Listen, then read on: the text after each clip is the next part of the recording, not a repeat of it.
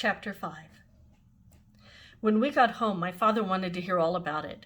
Well, Mother said, just suppose you had never heard the Christmas story and didn't know anything about it, and then someone told you. What would you think? My father looked at her for a minute or two and then said, well, I guess I would think it was pretty disgraceful they couldn't find any room for a pregnant woman except in the stable. I was amazed. It didn't seem natural for my father to be on the same side as the herdmans. But then it didn't seem natural for the herdmans to be on the right side of anything. It would have made more sense for them to be on Herod's side. Exactly, Mother said. It was perfectly disgraceful, and I never thought about it much.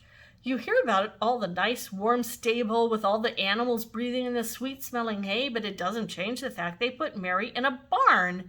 Now, let me tell you, she told my father all about the rehearsal, and when she was through, she said, it's clear to me that deep down, these children have some good instincts after all. My father said he couldn't exactly agree. According to you, he said that their chief instinct was to burn Herod alive. No, their chief instinct was to get Mary and the baby out of the barn. But even so, it was Herod they wanted to do away with, not Mary and Joseph. They picked out the right villain. That must mean something. Maybe so. My father looked up from his newspaper. Is that what finally happened to Herod? What did happen to Herod anyway? None of us knew. I'd never thought much about Herod. It was just a name, somebody in the Bible, Herod thinking. But the herdmans, they went and looked him up. The very next day, Imogen grabbed me in recess and said, how do you get a book out of the library? I said, you have to get a card. How do you get a card? You have to sign your name. She looked at me for a minute and her eyes all squinched up. Do you have to sign your own name? I thought Imogen probably wanted to get one of the dirty books out of the basement, which is where they keep them, but I knew nobody would let her do that. There's this great big chain across the stairs to the basement, and Miss Grabner, the librarian, can hear it rattle no matter where she is in the library, so you don't stand a chance of getting down there. Sure, you have to sign your own name, I said. They have to know who has the books. I didn't see what difference it made whether she signed the card with her own name or signed the card Queen Elizabeth. Miss Grabner still wasn't going to let Imogen Herdman take any of the books out of the public library. I guess she couldn't stop them from using the library, though, because that's where they found out about Herod.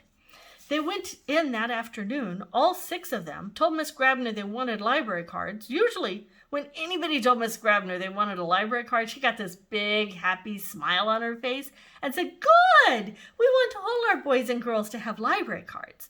She didn't say that to the herdmans, though. She just asked them why they wanted library cards. We want to read about Jesus, Imogen said. Not Jesus, Ralph said. That king who was out to get Jesus, Herod. Later, Miss Grabner told my mother she had been a librarian for 38 years and loved every minute of it because every day brought something new and different. But now, she said, I might as well retire. When Imogen Herdman came in and said she wanted to read about Jesus, I knew I'd heard everything there was to hear. At the next rehearsal, Mother started again to separate everyone into angels and shepherds and guests at the end, but they didn't get very far. The herdmans wanted to rewrite the whole pageant and hang Herod for a finish. They couldn't stand it that he died in bed of old age. It wasn't just Jesus he was after, Ralph told us. He killed all kinds of people. He even killed his own wife, Leroy said. And nothing happened to him, Imogen grumbled. Well, he died, didn't he? Someone said. Maybe he died a horrible death. What did he die of? Ralph shrugged. It didn't say. Flu, I guess. They were so mad about it that I thought they might quit the pageant, but they didn't. Not then or ever. And all the people who kept hoping that the herdmans would get bored and leave were out of luck. They showed up at rehearsals right on time, did just what they were supposed to do, but they were still herdmans, and there was at least one person who didn't forget that for a minute. One day, I saw Alice Windlekin writing something down on a little pad of paper and trying to hide it with her other hand. It's none of your business, she said. And it wasn't any of my business, but it wasn't any of Alice's either. What she wrote was, Gladys Herdman drinks communion wine. It isn't wine, I said. It's grape juice. I don't care what it is. She drinks it. I've seen her 3 times with her mouth all purple. They steal crayons from the Sunday school cupboards, too. And if you shake the happy birthday bank in the kindergarten room, it doesn't make a sound.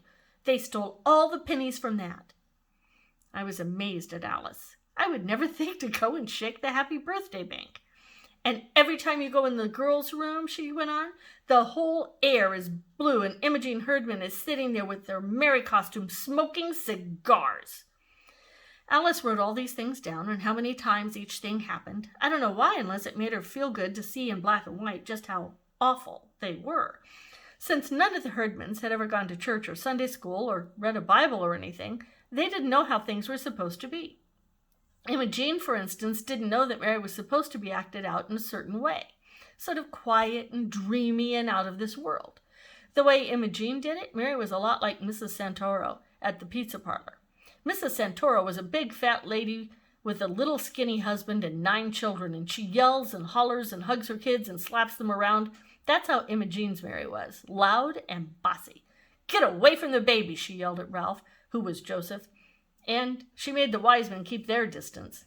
"The wise men want to honor the Christ child," Mother explained for the 10th time.